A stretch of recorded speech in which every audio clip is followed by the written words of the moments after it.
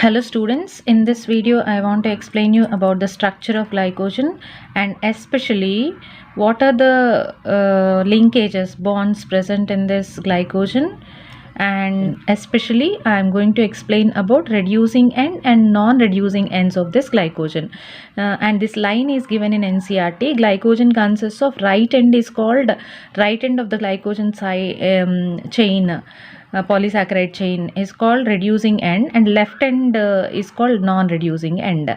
Why? I am going to explain. Please do watch this video till the end. Okay, let's start with it. So glycogen is a storage polysaccharide. It is a polysaccharide basically, which is a storage polysaccharide. Polysaccharides are of different types based on the function, like structural polysaccharides and storage polysaccharides. Like structural polysaccharide for example is cellulose and storage polysaccharide example is glycogen. Okay, and it is a homopolysaccharide. Homopolysaccharide is a polysaccharide which is made up of similar type of monomer units. Here monomer units are monosaccharides, and this glycogen is branched homopolysaccharide, and those monomer units are glucose units, alpha D glucose units. Why they are called alpha D glucose units? Because hydroxyl group present at anomeric carbon, that is this first carbon is opposite to this CH2OH present at 6th carbon, so it is D glucose. So alpha D glucose units are the monomers of this homopolysaccharide, that is glycogen, and all these monomers are joined together by the formation of alpha 1,4 glycosidic linkages and alpha 1,6 glycosidic linkages. I'll explain you how this bonding is taking place, means how these alpha 1,4 and 1,6 glycosidic linkages are formed in between the monomers. Okay, so this glycogen consists of 30,000 glucose residues in one chain at least, and it is a reserve food in animals and fungi. That means in animals and fungi food is stored in the form of glycogen, and this glycogen is formed inside the liver and it is stored in muscles in animals. Okay, so here in glycogen, right end we call this polysaccharide linear chain, right end is called reducing end and left end is called as non-reducing end.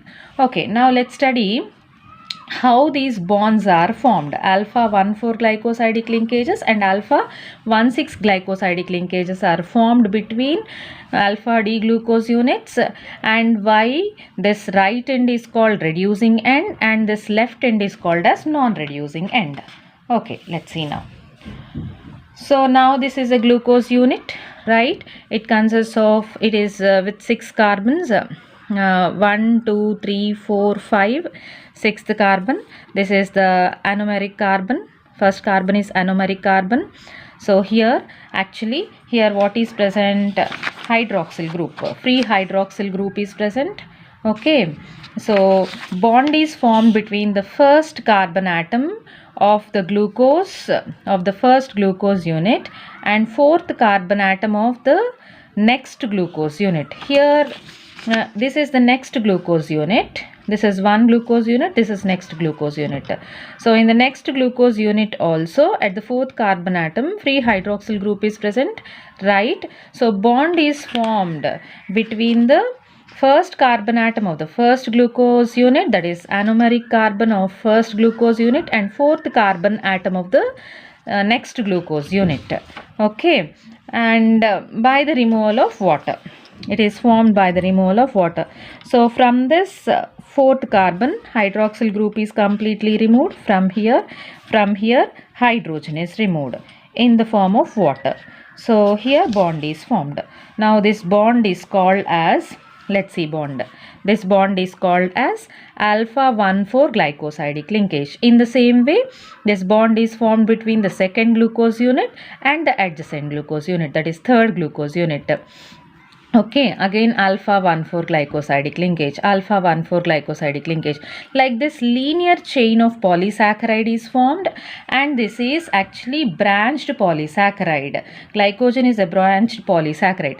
So whenever linear chain is forming, these monomer units are joined together by the formation of alpha 1,4 glycosidic linkage, but whenever the branch is forming, only when branch is forming, the glucose unit is attached with the already existing glucose unit by the formation of alpha 1,6 glycosidic linkage.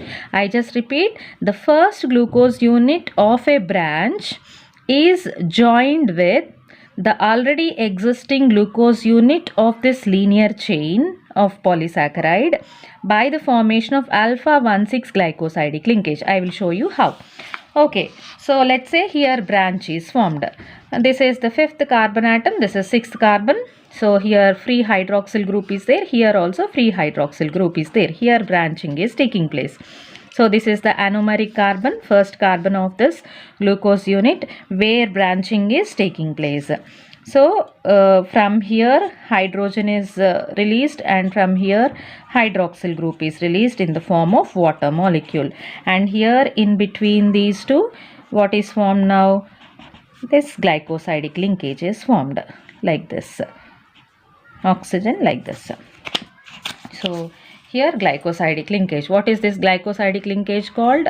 1,6 alpha 1,6 glycosidic linkage. First carbon atom of the first glucose unit of the branch and 6th carbon atom of the already existing glucose unit of the linear chain, linear polysaccharide chain. Like this branching is taking place. So whenever the branch is formed, there alpha 1,6 glycosidic linkage is formed. Next, this branch will be extended by the joining of next monomer units. So joining of next monomer units takes place by the formation of 1,4 glycosidic linkages only, right? So it consists of many 1,4 glycosidic linkages, but few alpha 1,6 glycosidic linkages. So the number of alpha 1,6 glycosidic linkages present in glycogen depends upon the number of branches present in it. So it is equal to the number of branches present in it. So this is about glycosidic linkages. Now I am going to explain about why this right end is called as reducing end, why this left end of this glycogen is called as non-reducing end. So this is reducing end, this is non-reducing end.